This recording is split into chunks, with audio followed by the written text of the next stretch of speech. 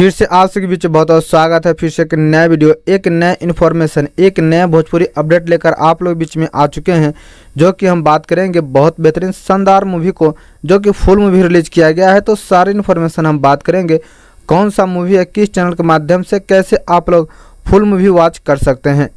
उससे पहले आप लोग इस चैनल पर नए हैं, चैनल को सब्सक्राइब कर ले ताकि ऐसे न्यू इन्फॉर्मेशन का वीडियो, न्यू भोजपुरी का अपडेट आप लोग बीच में रोजाना हमेशा हम लाते रहते हैं।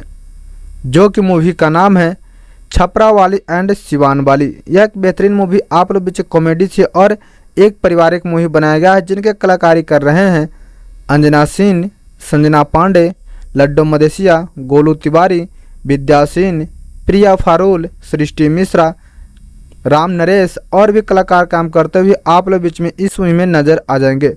जिनके कथा और संवाद दिए हैं अरविंद तिवारी जी, पटकथा दिए हैं मंजुल ठाकुर एंड अरविंद तिवारी जी, संगीत दिए हैं ओम झा जी, गीत लिखे हैं अरविंद तिवारी एंड प्यारेलाल यादव जी, कोरियोग्राफर किए हैं पप्पू खाना जी। इस मूवी का निर्माण कर रहे हैं संदीप सिंह एंड मंजुल ठाकुर जी, निर्देशन कर रहे हैं मंजुल ठाकुर जी।